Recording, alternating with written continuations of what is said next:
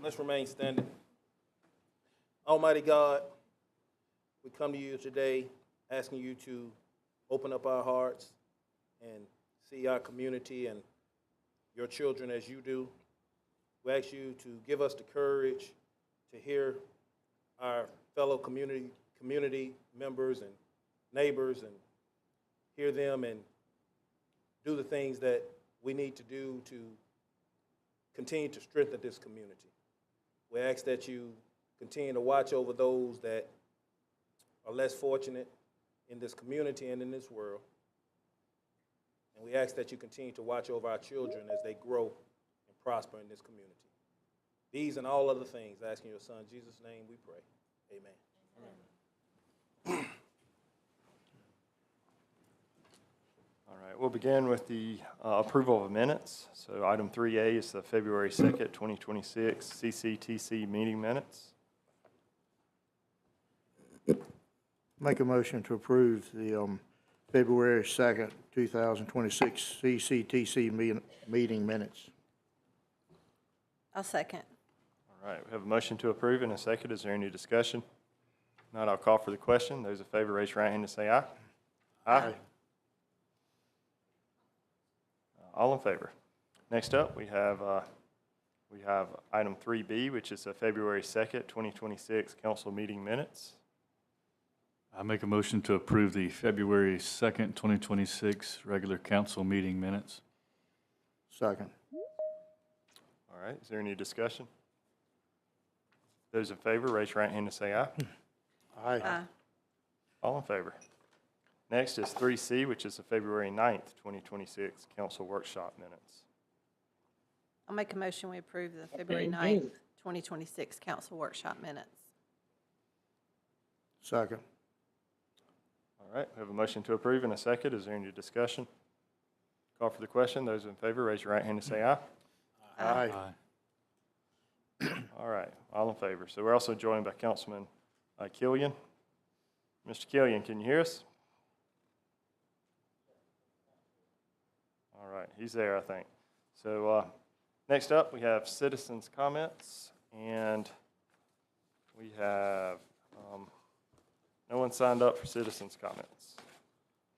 Next is the public hearing for 5A, which is ordinance 2026-02, authorizing the execution and delivery of a fee in lieu of tax agreement by and between Chester County and Project 2493, designating certain real property located in Chester County as part of a multi-county industrial park, providing credits against fee in lieu of tax payments, authorizing the execution and delivery of a project agreement by and between Chester County and Project 2493, authorizing the execution and delivery of such documents as may be necessary to effect the intent of this ordinance, and providing for other matters related thereto. I do not have anyone signed up to speak. Is there anyone in the audience that would like to speak to that? All right, if not, I'll move on to the next item, which is 5B, which is ordinance 2026-03, approving the execution and delivery of a development agreement between the county and Lando Investments Associates, LLC, and Fishing Creek Associates, LLC, resolving civil action number 2025 CP 12-00014, and providing for other related matters. I do have 4 people signed up to speak for that. So I'll call your name. If you'll come forward, please direct your comments to council. You'll have 3 minutes to speak. I do ask that you'll restate your name and your address for us when you come forward. First up, Ms. Roxanne James.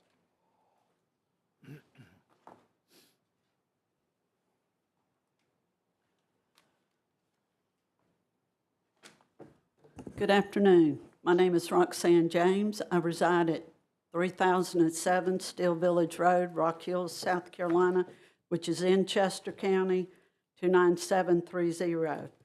And I'd like to speak today on the ordinance 2026-03. I am excited to be here tonight, and I'm excited for what's fixing to happen in Lando. I was part of the 2007 Chester County Council meeting in Lando, where the very first county plan development was discussed. And here we are on the third reading. I think it's wonderful. I look forward to these improvements to Lando. Of course, I grew up there. I knew what it was like to live on a mill village with a very warm and loving environment. And I hope that this new housing development will also be the same. I really would like to thank you, council, and especially Mr. Hester, for bringing this back on the table, and for Mr. Miller and Mr. Merrifield, and Paul Williams, one of our board members. I am really excited and was surprised that the schoolhouse, the museum, and the old cemetery might be part of this deal and may be turned over to the Lando board, the museum board. And what's more dear to my heart is the Lando War Memorial Recreation Park. That was founded in 1957 after my dad came back from the Korean War. He was a combat veteran. And I'm excited to see that to become a county park in the future. And I want to thank you all. Thank you. All right, next up we have Paul Williams. Come forward.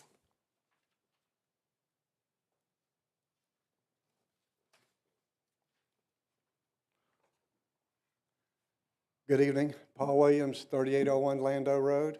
I'm the acting president of the Lando Banana Mills History Center, and I've spoken up here before, and again, I just want to start with thanks for everyone, the council and the Lando Investment Associates, who have allowed us to do what we've done over the last, since 2000, almost 21 years now. 21 years the History Center's been there, so I want to say thanks to everyone. In my time, I've been down there since 2000. I've done my best to stay out of politics. I did not like it. I'm not a politician. I'm not a good salesman. But I am a good hard worker, which is what drew me to Lando and being there. So over the time that I've been there, we've created relationships. The relationships I've had with the owners of the company or the property letting us do what we do, and the relationships I've developed with the county as well. But one of the ones I really want to say, which really helped form Lando and keep us motivated, is Sheriff Dorsey and his crew that he's had come out there. That's the area of Chester County, but if Lando wasn't taken care of, it would have really gone the wrong way. With his efforts and our efforts combined, working together, we were able to make the community respectable, even more than it was many when I came there. So that relationship there, and the relationships we continue to move forward, the relationship and the deal making that y'all do, and what I've heard on Mr. Hester's and Mr.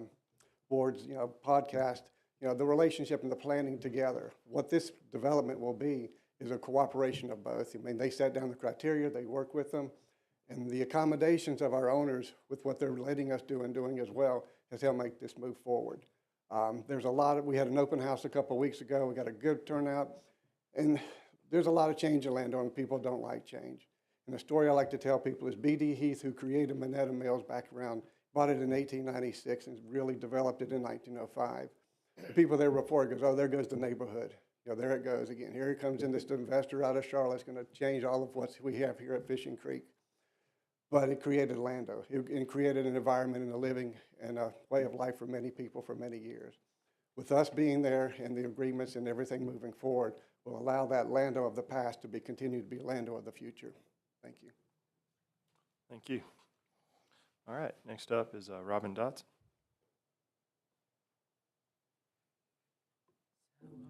Robin Dodson, 3631 Hernandez Road. I hope you all well tonight.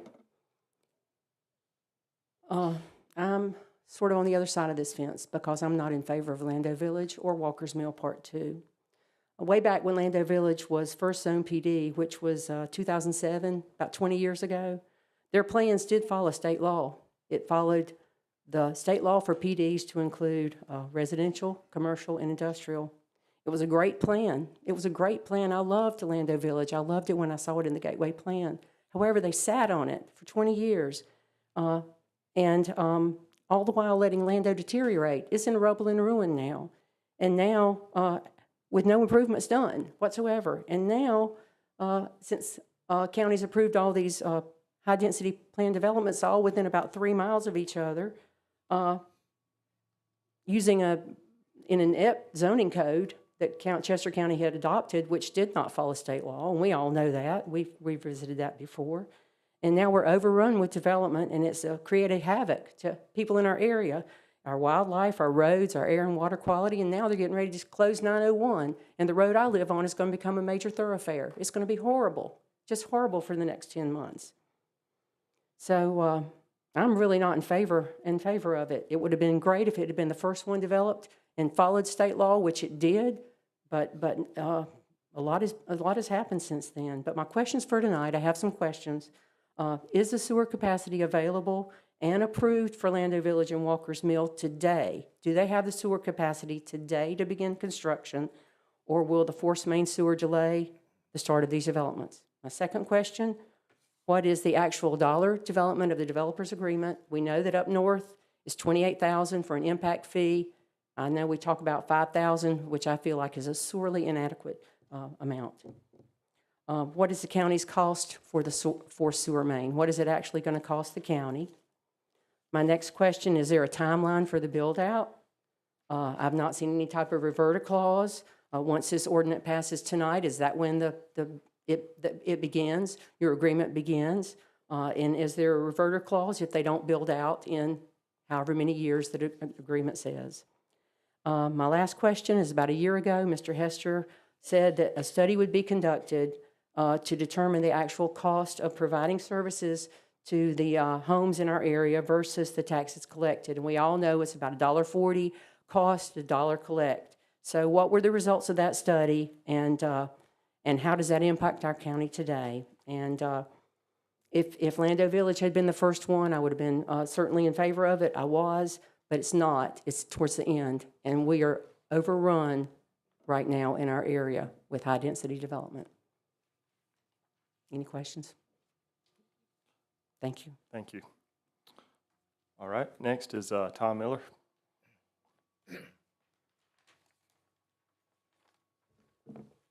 My name is Tom Miller. I reside at 1682 Pleasant Grove Road, Chester, South Carolina, 29706. I'm here to speak on behalf of Lando Associates and Fishing Creek Associates. I want to thank Brian Hester and Jeremy Ward for their cooperation and diligent work to coming up with a development agreement. Worked through a lot of issues over the last 10, 12 months to come up with something that would be fair, added attributes to the county,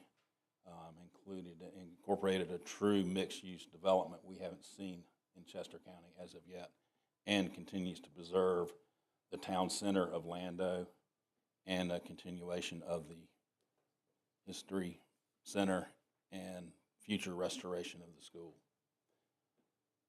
I have my team here today. If there's any questions that are asked of us, we're available to answer them. Thank you. Thank you. All right, so is there anyone else? That's all on the sign-up sheet. Is there anyone else in the audience who would like to speak to this public hearing? All right, this public hearing is closed. So that brings us to item 6A.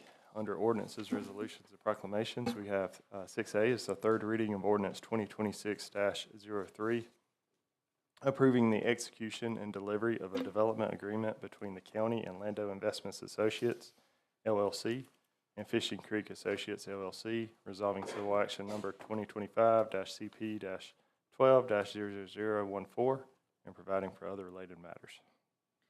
I make a motion we approve third reading of ordinance 2026-03. Second. All right, I have a motion and a second.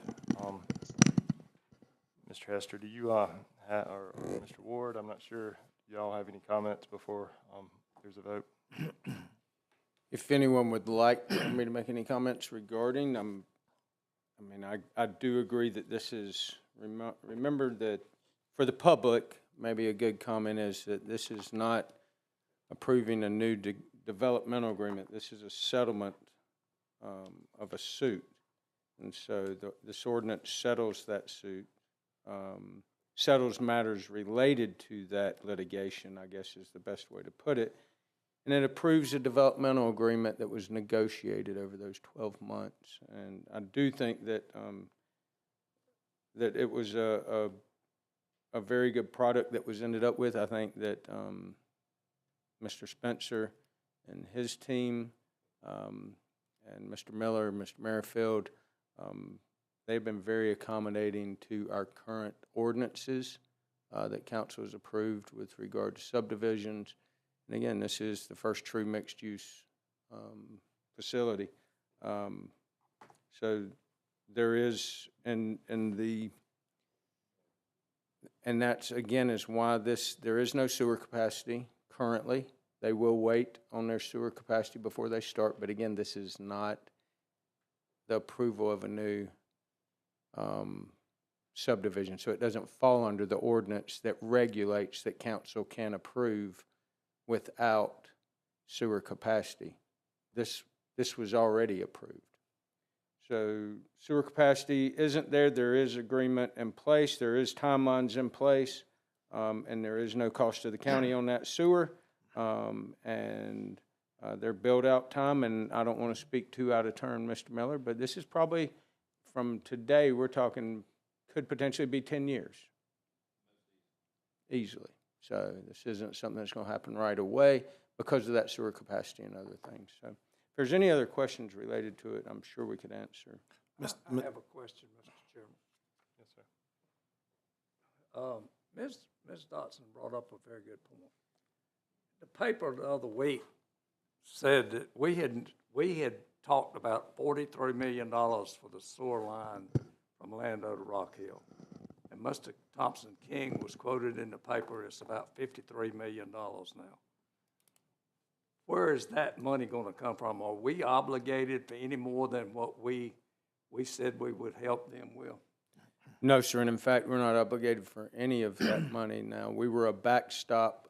Council voted to approve a $5 million backstop. I believe it was $5 million is what we voted on back then.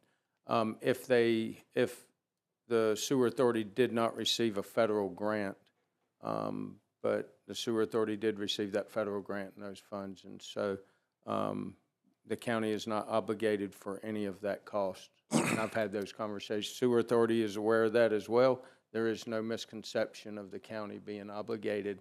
And I know that that's a good point because there is rumors in the, the comments that the county's paying for, and the county's not paying any of that. Unless council chooses in the future, right now the county is not paying for any of that sewer capacity.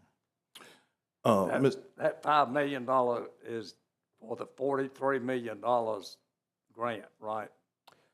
That $5 million was originally as a backstop for the original discussion. Now, things have changed within their negotiations with the city of Rock Hill. And I know the city of Rock Hill was adding some users and stuff, and they were negotiating back and forth about a pump station, who was going to pay, but we are not part of that. We are completely out of that negotiations. Mr. Hester, I know you just said that the ordinance that we're approving tonight is, we're approving, trying to approve an ordinance in reference to a settlement. But just for the public's clarification, for anybody who may have flown over their head that may be listening, when exactly did this ordinance first get approved by the previous council? 2008, is that correct? So this was approved, for the people listening, this was approved in 2008. This council did not approve this, this development. We're just settling here a suit with this ordinance. We're foregoing litigation with the Yes. settlement and an agreement between the property owners and the county as to the differences that were there. Thank you, sir. Yes, sir. Is there any more discussion? Not, I'll call for the question. Those in favor, raise your right hand and say aye. Aye. Those opposed? All right, that is approved. We'll count that 6-0. I don't hear Mr. Killian online. I think he's listening, but we'll call that a 6-0 without Mr. Killian here. All right, next up is item 6B, which is a first reading of ordinance 2026-05, amending ordinances number 3-19-12A, 2018-5, and 2021-17 to update the definition of projects under an installment purchase plan of finance and other related matters. Maybe since this is first reading, I'll ask Mr. Hester if you want to speak to that before a motion is made. Yes, sir. Thank you, Mr. Chairman. So this ordinance moves forward the reallocation of funds within what is referred to as the Gateway Bond. Originally, in that bond, $1 million was set aside to build a spec building in the county. This was allotted in 2018. Council voted to approve the use of that $1 million towards the 10% matching grant to repave the second runway at the county airport on November 3rd, 2025. As a reminder, the grant will pay approximately $9 million of the $9.9 million cost estimate for repaving the second runway that we discussed back on November 3rd. We are simply reallocating the $1 million that was originally for the spec building to be used for the runway match, and the remainder of that will be used for hangar renovations and upgrades if it doesn't reach that total amount. This ordinance is simply the process to amend the original ordinance and take the other necessary steps to finalize that reallocation of funds. All right, thank you. Is there a motion on this? I make a motion we approve the first reading of ordinance 2026-05. I'll second. All right, have a motion and a second. Is there any discussion? I would like that in black and white, what you just got through saying. So we'll have, Is that in we'll have, black and Minutes. white anywhere? we'll have second What- reading at our What next. you said right here. This is, It's in the packet, isn't it? the and ordinance this is in the packet. Yeah, this is- Yes, sir. It's in our packet. There's a couple of documents in there, so the ordinance is in there, it's 2026 05, and it should be labeled as such. So it's in the packet. Yes, sir, and so what it does, if you look on page, I believe it's Exhibit A, which is attached, it adds the airport as one of the uses there. There's some other documents in there related to just fiscal management of paperwork that have to be done. Okay.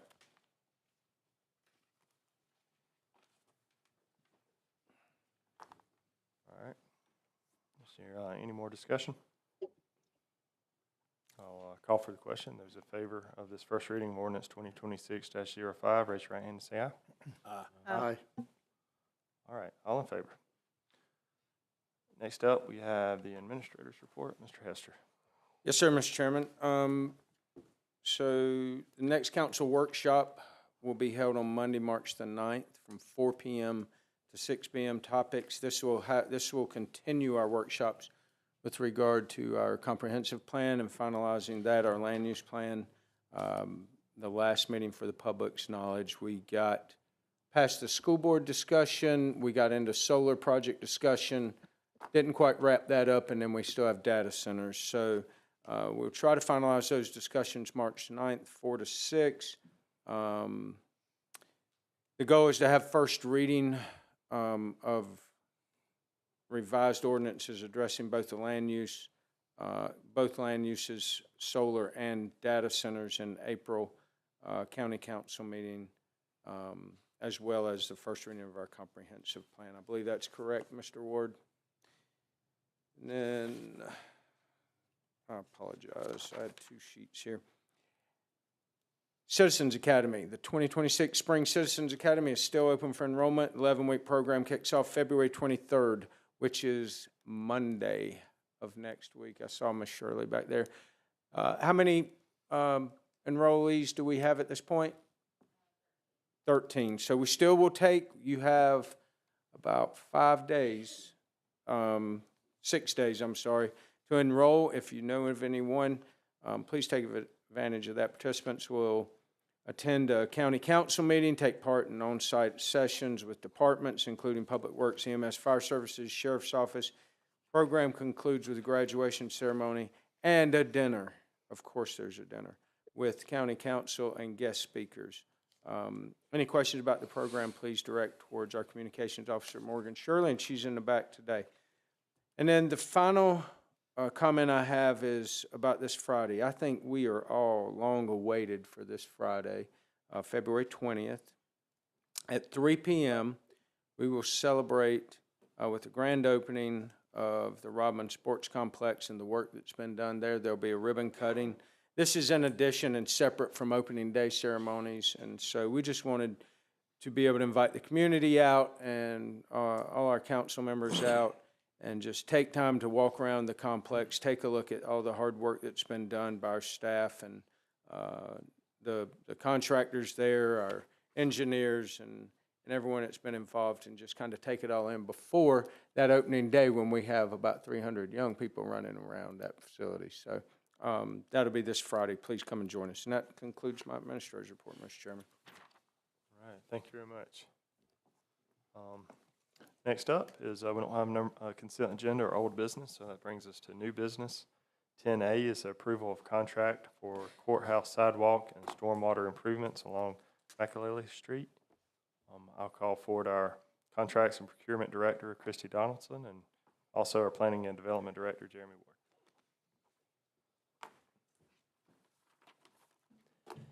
Thank you, Chairman Wilson, County Council. I will quickly give a brief description of this project and then turn it over to Christy, who will give an update on the bid and the bid that we received, the low bid there.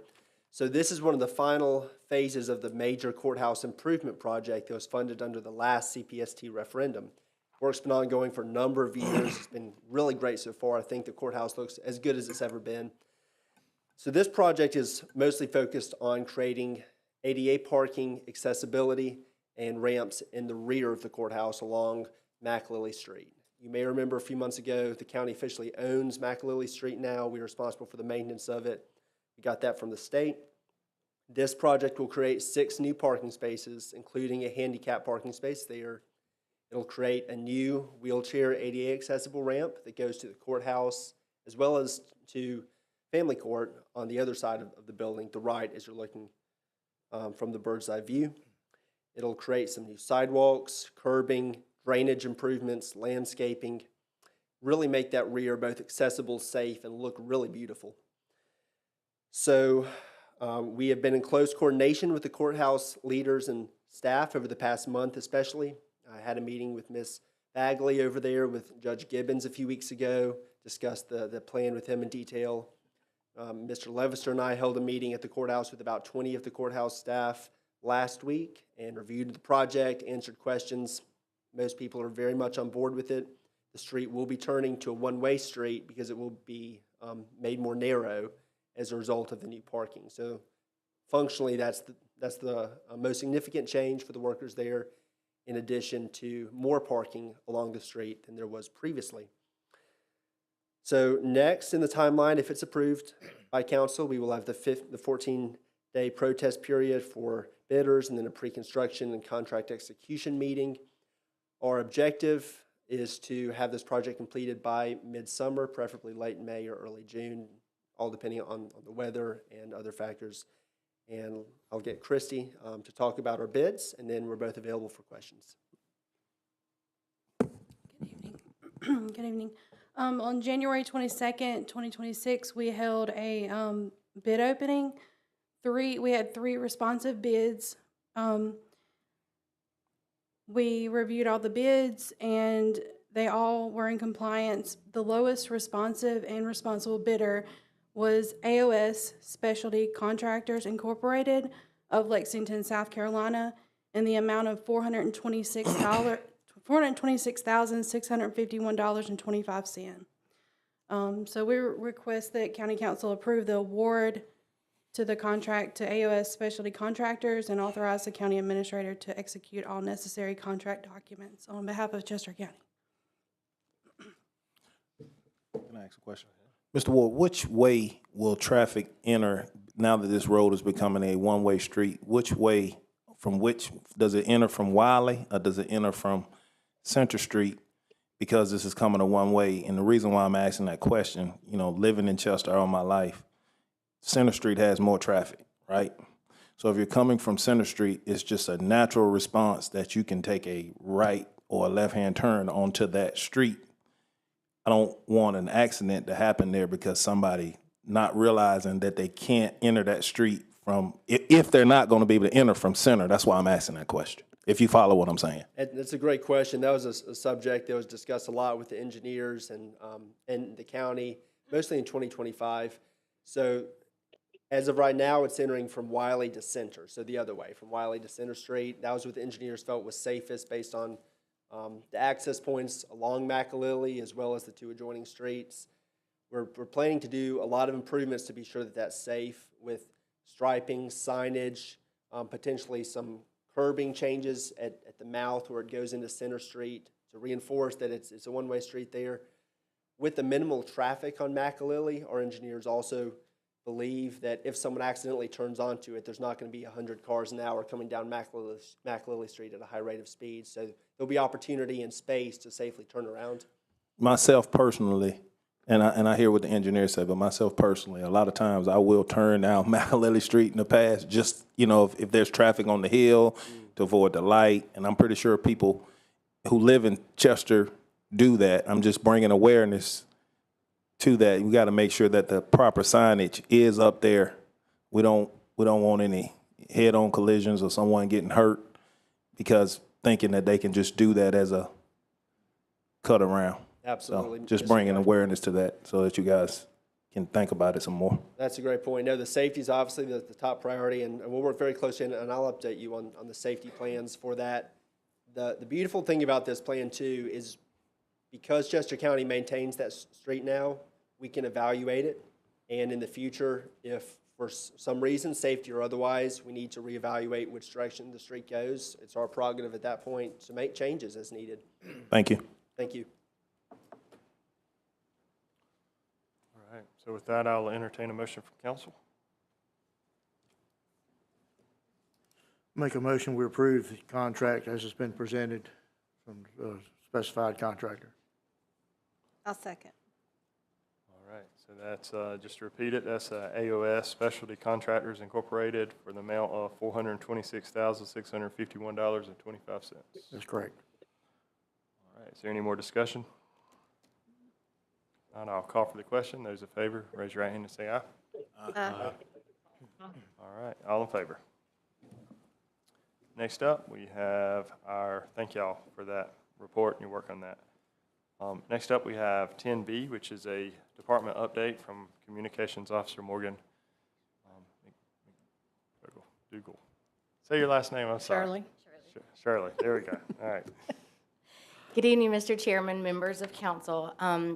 I'd like to thank you all for giving me the opportunity to kind of give you guys a little bit of insight into Chester County communication. So when I stepped into this role in June of 25, obviously Brian, Mr. Hester, was ready to hit the ground running with all kinds of exciting ideas, but we wanted to make sure that we really established what our goals were for communication as it relates to Chester County government. So a few things that we tossed around in the air were we wanted our communication to be clear, we wanted to make sure that it was consistent and effective.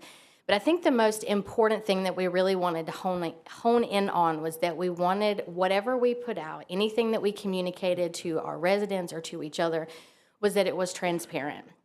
So stepping into this role, there were so many positive and wonderful achievements by Chester County Department, Council, and leadership, and we just really wanted to hit the ground running, making sure that everyone knew about those things. Council had just approved the budget for 2025-2026 that included increased emergency and fire personnel and equipment. We had promotions within our departments. Our tax assessor was about to embark on his 2025 reassessment period. Citizens Academy was kicking off its second session. EMS services finally had their new ambulance, and we had plenty of open positions to fill within the county. There are so many forms of communication, but the power of social media truly is unmatched power. In my professional experience, negativity on social media really boils down to people just all in all being misinformed, or matter of fact, they just haven't been informed on a topic at all. We'd already established a Chester County government social media page and YouTube page, but we truly were not utilizing these platforms to their fullest potential. So the first thing that we decided to do with the rollout of the newly approved budget was Mr. Hester and Chester County Treasurer Tommy Darby We're going to sit down and do a conversational style informational video about the newly approved budget, what it meant, what it entailed, and excuse me, and particularly what it was going to mean as far as affecting Chester County residents. Now, when we sat down, they hit the ground running with this video. We did not intend for it to be a 20-minute long video, but they really left nothing on the table as far as all things budget. So we posted that video on a Friday, and come Sunday afternoon, it had about 4,500 to 5,000 views on social media. Now, that number may not seem super large, but when I got here, we only had about 3,000 followers on our social media pages. So not only were we engaging people that were already interested in what we had to say, that means we were now encroaching on new territory with new people who wanted to see. In the social media world, the biggest goal is to find your target audience, what your audience responds to, what they're going to engage with, and then you can begin to narrow down what they truly want to see from you.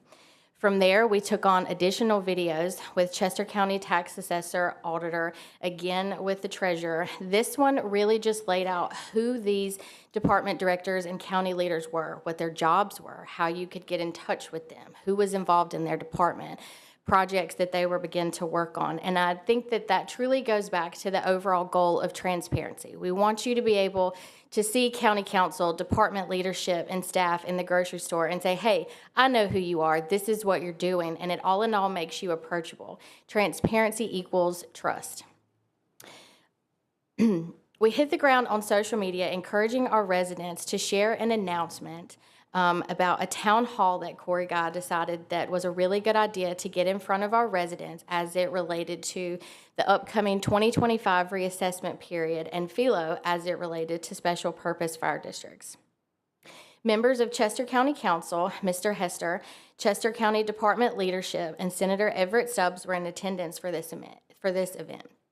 After the meeting ended, you could see county council, department leadership, and staff. They were truly engaging with the residents that showed up to attend. Now, keep in mind, this event was well attended, and by well attended, I mean it was standing room only. We did our part to establish trust within our community and to let our residents know that they had a voice and that they deserved to be heard as well, and that we were also there to listen. Social media platforms will provide you with the opportunity to do more than just post to your feed.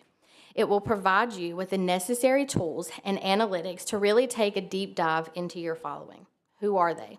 Where do they live? Their age, their gender, and even more specifically, you can learn what time of day they're going to look at your post the most. We use data points to track these, and we call them key performance indicators. Excuse me. Since June of 2025, all of our KPIs have been trending upwards. We've gained over 1,500 new followers on social media, and our overall content reach is up 97.5% year over year. And the rest of these data points are continuing to climb as we move into 2026. With these statistics in mind, I do believe that we are really making a positive impact in Chester County. We're marching forward, standing by our word to continue to provide clear, consistent, effective, and most importantly, transparent communication to our residents.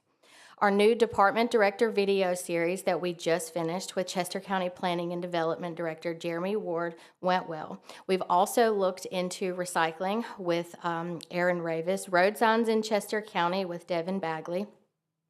And we are going to continue to make sure that we post and promote how the most important decisions are made as they affect our taxpayers.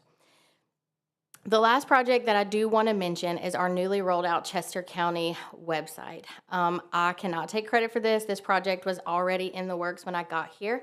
Our IT director, David Schulke, really took this project on. If you haven't taken time to look at it, really take a deep dive into it. Not only is the website beautiful, it's very informational, everything's updated, it's very easy to navigate, and it's been really good as far as working hand in hand with us being able to push our social media traffic to the website saying, here, we're going to tell you this, but this is where you can find it, and these are where things live. So I do want to thank you for taking the time to listen to my update this evening, and I am happy to answer any questions that you all may have for me.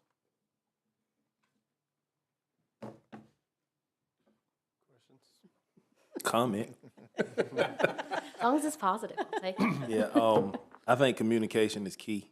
Ever since I've been up here on this council, one of the things I've always tried to do when I'm up here and we're at meetings is make things plain to the citizens so that they understand that we're just not up here reading off a bunch of numbers and a bunch of codes and ordinances and things of that nature, and people don't understand exactly what's going on in the community. So I really believe that communication is key, and you're really doing a good job. I follow it on Facebook, and you're really doing a good job at communicating to the people what's going on before the wrong narratives are put out about things. So appreciate what you're doing, and keep up the good work.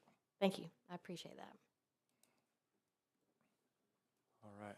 Thank you, Ms. Shirley. Thank you. Keep up the good work. We, and to kind of echo what Mr. Guy was saying, you know, I think every one of us up here really enjoy when we have opportunity to meet and get to know the citizens that our neighbors. And so just encourage folks to reach out to Ms. Shirley, reach out to the county, reach out to any of us and ask us questions, get to know us. It's even better if you do it before the big problem comes along. Go ahead and do it now. Get to know us, and then when you have a issue that you really care about, we already know your name. And so just encourage you to do that. I think you'll be warmly received when you do. So next up, we have a update from the City of Chester from Mayor Carlos Williams. I know. It's stiff. Welcome. Thank you, Council, for having me today to give you an update on the city. It's a great segue because of communication, telling your own story, all right? Telling your own story. All the conferences I go to around the state, it says, tell your own story. And I appreciate that. That's a great segue to come in. So today I'm here.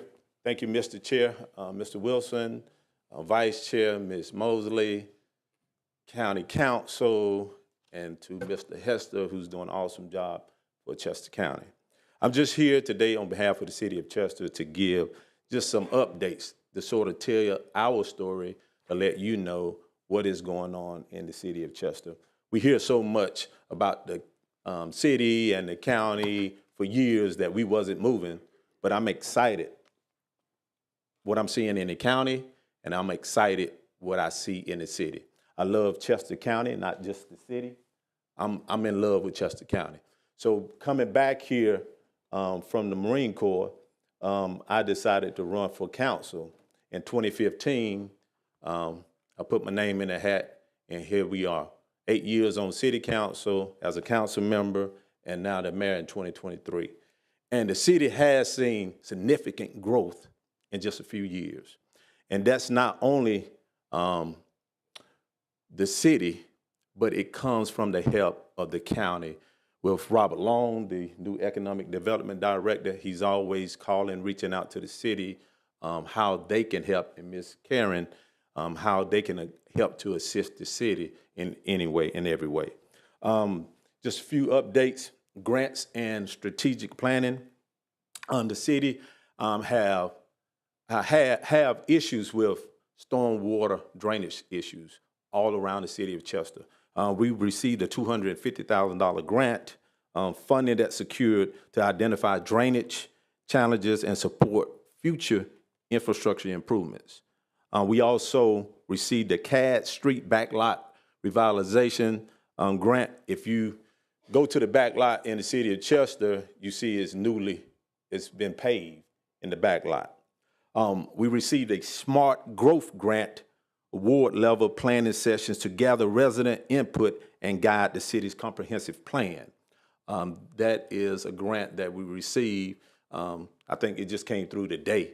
We received four grants actually back to back to back, and I'll get to some of that. Also, we received the electric vehicle charging station grant, the EV grant that will be located at the new city hall, right there at the police station. Rural Strategic Planning Initiative. It's a state partnership to develop a strategic economic plan focused on investment.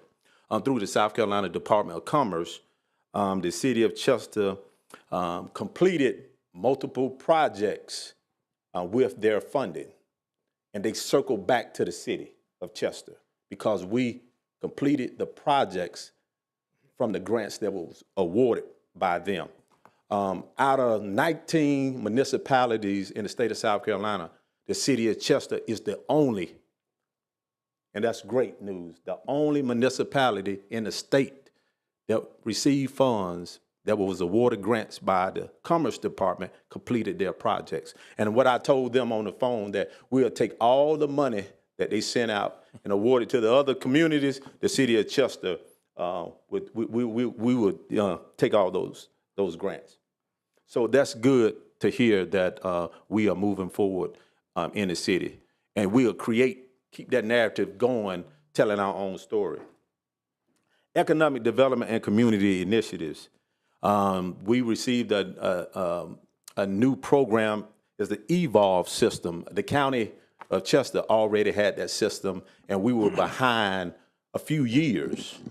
And I've reached out to the guys here in the county, put them in contact with the Public Works Department in the city, so we are in sync now. And it was years behind, all right? So we are on the same page. They receive emails, the city receive emails, county receive emails, the city receive emails. And that's the business license education initiative, helping current and future business owners successfully operate and grow in Chester. Civic education initiative. I think Mr. Hester speak about that sometimes, about civic education. People don't know the process of government, all right? And so we are focused on that here in the city of Chester. One of the biggest things, I think, discussions over the years has been the Chester Aquatic and Fitness Center, youth program expansion. We haven't spoke formally with the county about recreational opportunities for Chester County, but we are willing to sit down and have that discussion with the county about recreation, right?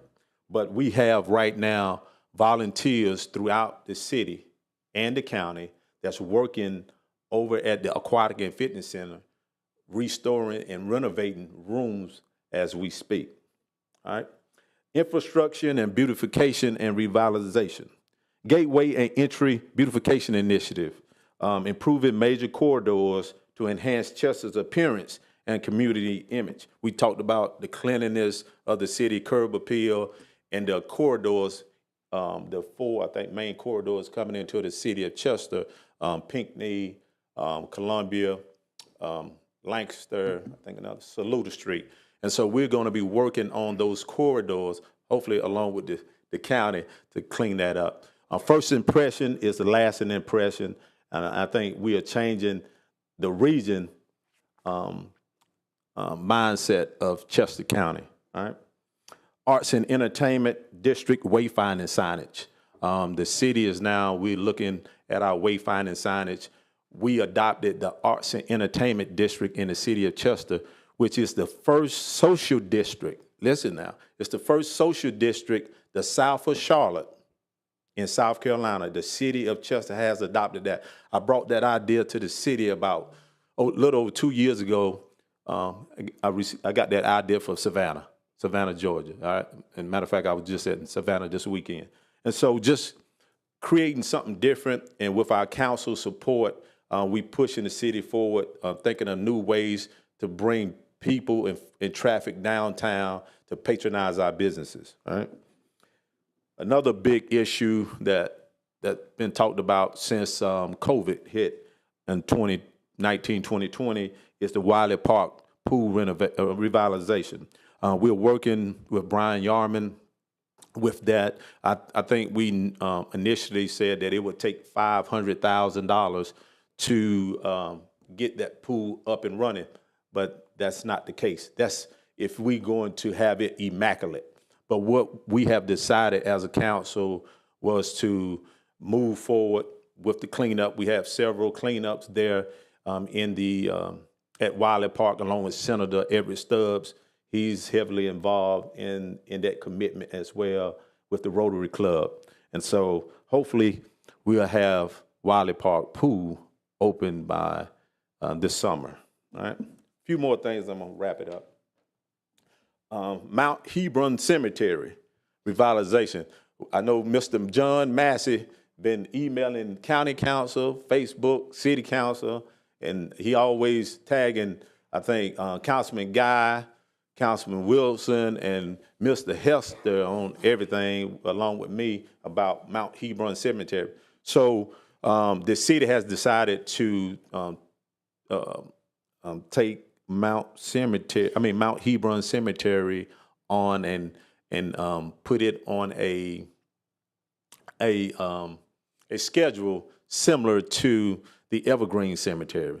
So we have had a major cleanup at Mount Hebron Cemetery already, and we're gonna continue to do it. Mr.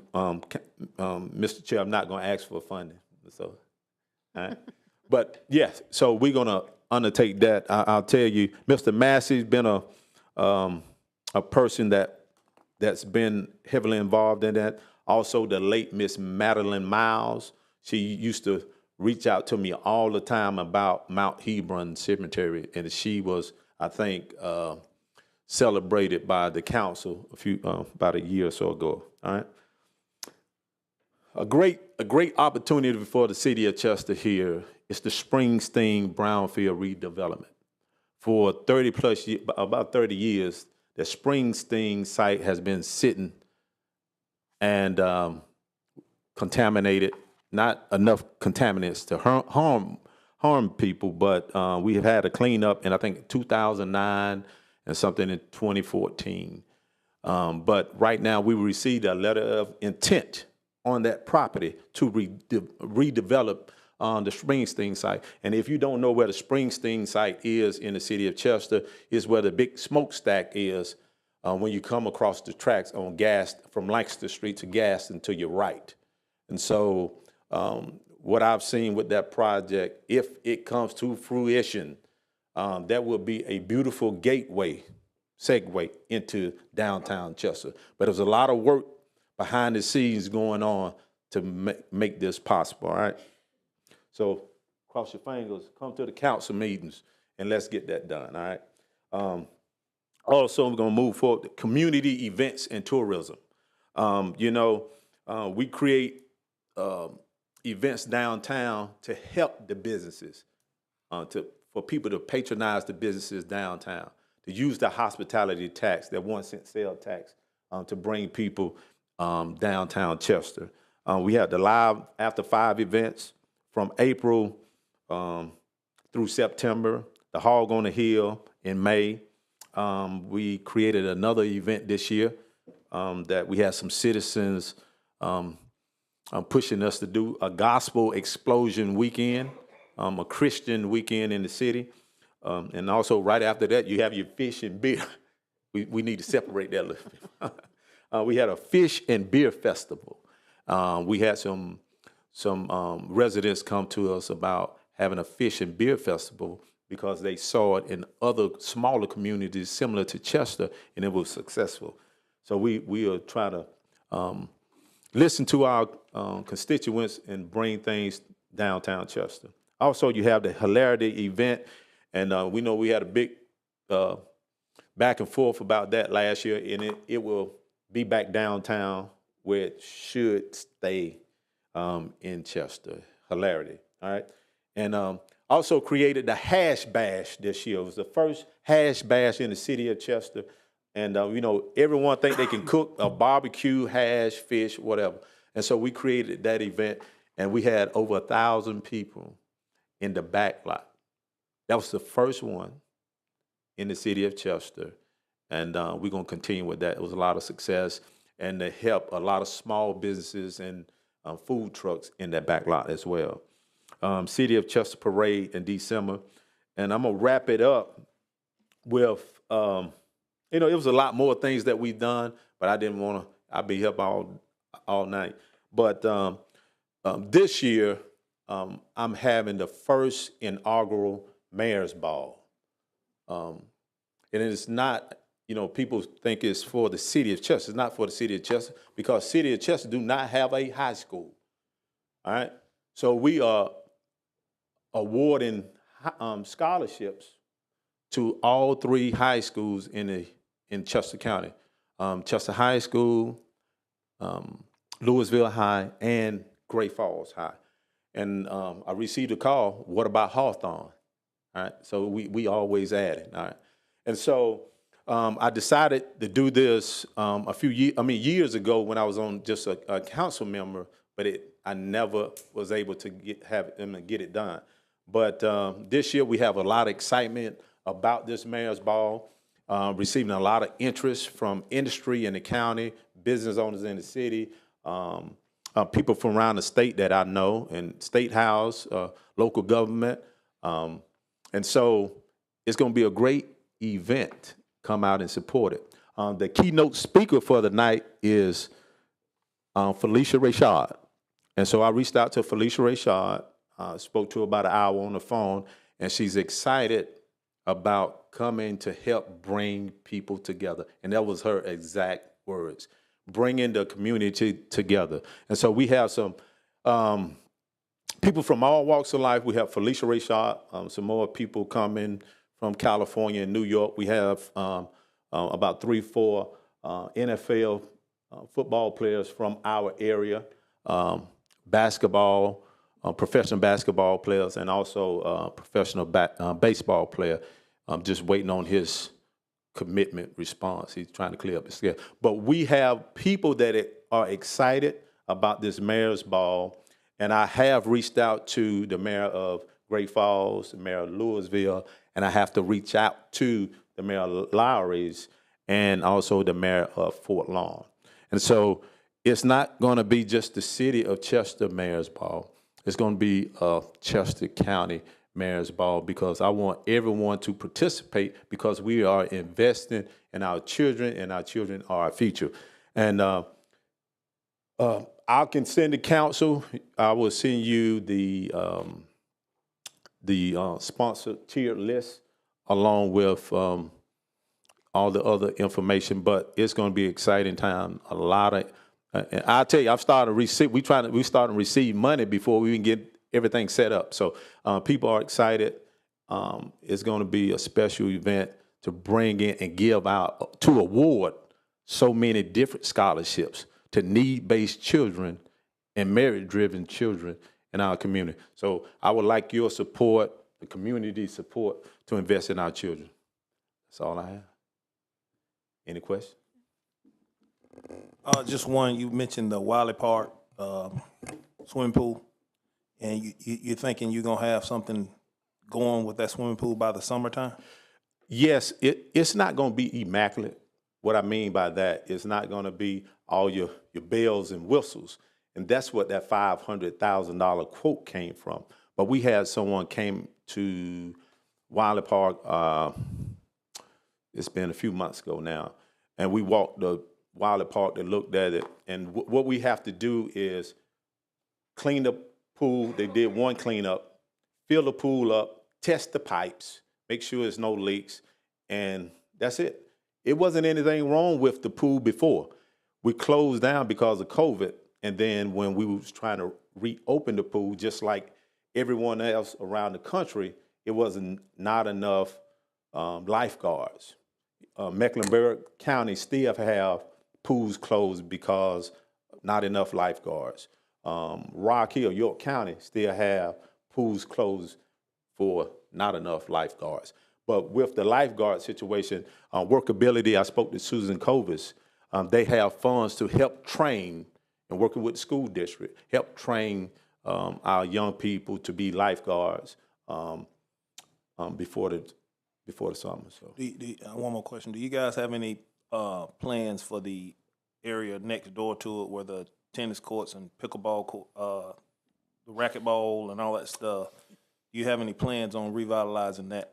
Yes, sir, but that's going to take funding too. But yes, I just spoke to Senator Stubbs, I think on yesterday or day before yesterday, and I'm sending him a list that the city voted on, the city council, and all of those items are listed in that. I'm sending him everything that we decided on as a council, from Wiley Park to Springsteen, because we don't know if that project is going to happen or be redeveloped. That's a vision, the hope of ours.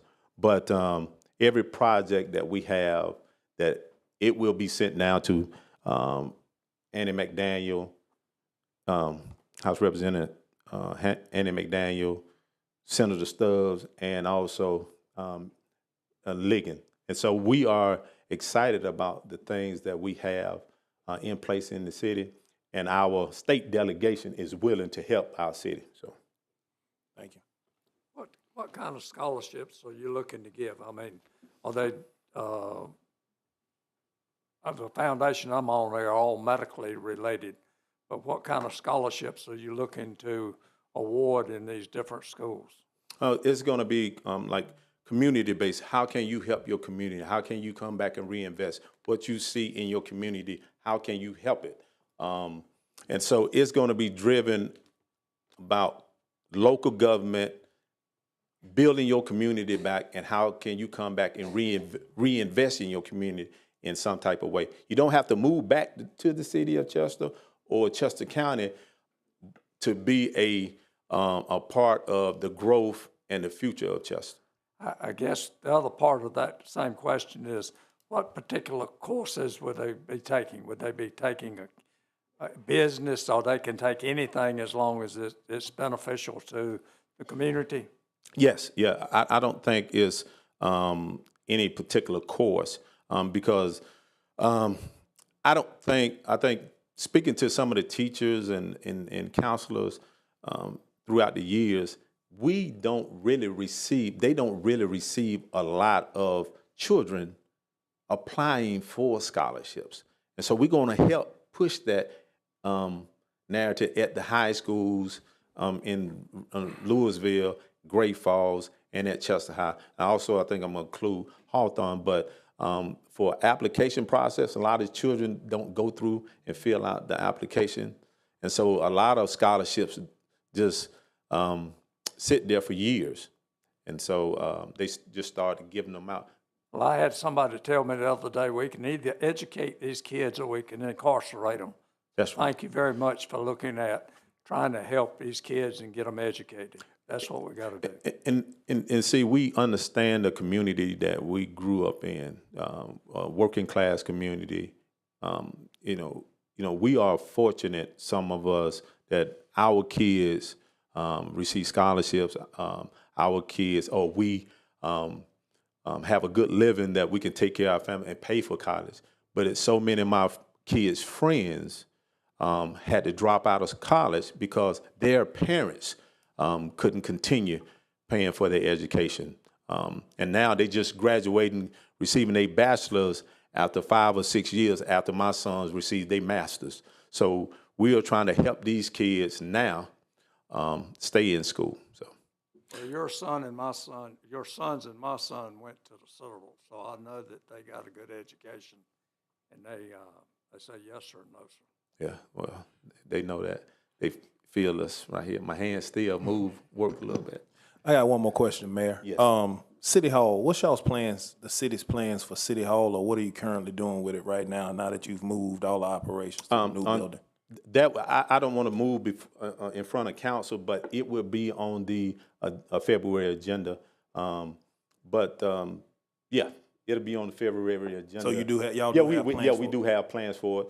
And it is good. But we also, with the CPST funding, we submitted that as part of that funding as well. If you been to the old City Hall, I don't like to say old City Hall because I really like that City Hall better. But the City Hall on the hill, the city had a grant for over $150,000 to renovate ADA compliant restrooms on the first level, and they painted it, restored some things. So on the first floor is okay. It's the second and third floor and the stairwells that we have to look into with I'm looking at an elevator, but. Well, it's just a historic piece of property in the city of Chester that sits right there in the city of Chester, and I've had I know you've heard the same comments I've heard, you know, can't let that building go down. What are you gonna do with it? So I felt like I'll ask that question. But if you guys have plans for it, my answers, you gave me my answer. Yeah, it will be on, listen to, come to the city council meeting, and we'll have that discussion about that building and moving forward on reopening that building for future use. Thank you. Anything else from council? I want to thank you, Mayor, for coming tonight and sharing an update from the city. All right, thank you. Thank you very much. All right, next up, we have item 10D, which is presentation of letter from Richburg Fire Department. We have Acting Chief Mike Ermentrout. Thank you, Mr. Chairman. Good evening, council. Change is hard. I think we all experience that. But change is manageable when you have proper support. I'd like to start by thanking the incredible support we've had, particularly from Director Benson and Emergency Services, and especially from Treasurer Darby and his staff. They have worked seamlessly with us from the beginning. We have moved over finance functions and administrative functions to the Treasurer's office, and that has worked out wonderfully. The support that we've gotten from both Chief McNeil and Director Benson has been fabulous. So we're very thankful for that, appreciate them. So what we're proposing, we took a look at our overall operations and efficiencies, and we've worked with both those offices to develop a list of efficiencies and things that we can change to not only benefit the taxpayers of our district, but the taxpayers of the entire county. And as part of that, what we're proposing is having the county take over additional administrative duties to include payroll, workers' compensation, and our ambulance operations, along with human resource functions. These would enable the fire district to continue to focus on operations and continue to focus on taking care of the people of our district and the visitors to Chester County. Any questions? Nice, simple, and quick. Any questions? We're not asking go ahead. I'll speak to it. Yeah. And just for clarification, Mr. Ermentrout is acting on behalf of the Richburg Fire Department and making the request as the acting fire chief. The county is currently overseeing operations and of the Richburg Fire Protection District. And after discussion with Mr. Hester and Mr. Benson, we're prepared to take on those administrative tasks as requested. There's no action needed at this time from council. Any other questions? I'd just like to say thank you for stepping into a difficult situation and providing good leadership and continuing to provide a good service for the community, I-77 corridor, and providing good leadership for the department and all your staff. Thank you. It's, we made a promise in the beginning that operations would not change. We continue. We were actually made a fire-safe community last year with our community risk reduction program, which we continue to move forward with. We responded to over 1,400 calls last year, and right now we're still on track. I think we did a little over 100 in January, so we're on track to continue to have over 1,000 responses. But we're still here for the community, and we'll continue to do what we do best. Mr. Ermentrout, with everything that, occurred here in 2025 and what we're, trying to rectify at this moment, is the morale at the fire department in Richburg still high, with your professional opinion, or how do you feel about the morale and the workers there are still motivated and things of that nature? Firefighters are always going to be firefighters. They're motivated by fire. They're very interested. They get very little sleep. They operate on coffee, much like Brian's coffee. You finished with that? So morale of a fire department is partially based on that. They have a task to do, and they do it very well. A combination department is very unique in that we have career firefighters who come every day, and they work very hard. And we have a dedicated group of volunteers. We've lost some. We've lost one career staff member. Hopefully we'll get to fill those positions. Recruiting for volunteers is something that I encourage anybody listening across Chester County, we have a lot of volunteer fire departments, and we have a lot of openings. We are always accepting volunteers. I think I can also speak for, am I getting a thumbs up? I'm getting a thumbs up. Anywhere that you contact Chief McNeil, and we will get you hooked up as a volunteer firefighter. It is critical that the paid staff, and we've gone great leaps and bounds to get paid staff throughout the county, but without water, without driving a tanker, without getting a ladder truck, without a service truck, without bodies, it is still difficult to get that job done. So anybody, please, if you would like to volunteer, if you have that sense of community in your heart, stop by any one of your fire stations, contact the emergency services office, and look at volunteering. It's a very rewarding as a citizen. So from that standpoint, our morale continues to improve. I think we're all looking forward to some closure, but until that comes, it's difficult to move forward until we get that closure. I just asked that question just so that the citizens would feel like they still had a healthy, functioning fire department, because at the end of the day, it's all about the citizens and how they feel and do they feel protected. Absolutely. So I appreciate you answering that question. And that has been unwavering since the beginning. Anyone else? Anything else? Just thank you, Mike, and I think, as far as morale goes, I think you have enough joy and jubilance in your everyday chatter with people to be able to keep morale. That's because we come out of the fire station, we see your flower shop every day, and it just gives us joy. So we promise to continue to protect your flower shop. Thank you, everybody. Thank you. Thank you very much for that update. All right, that brings us to number 11. 11A is the Solid Waste Advisory Board. We have several appointments here. I'll turn it over to Attorney Nicole Workman. Thank you, Chairman. The Solid Waste Advisory Council serves as an advisory board to County Council on matters affecting solid waste handling in Chester County. One of the major projects that the Solid Waste Advisory Council will need to tackle is updating the solid waste management plan, which was last approved January of 2011.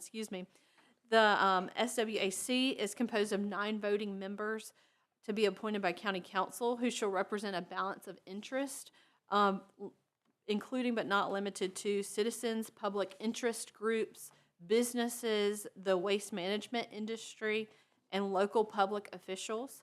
With the approval of the following people, several of the groups listed in the bylaws will be satisfied. First being Sheriff Dorsey, D. Grooms with CMD Trash Service, Fred Castles with CMD Chester Metropolitan District, John Bunnell, a citizen, his occupation was in corporate safety. James Wood is a citizen business owner of the Stoplight Ice Cream and Deli. Michael Young is the Director of Operations for Chester Sewer District. And at this time, I'd ask that you approve all 6 of those candidates. Please keep in mind that we're still in need of 3 more applicants.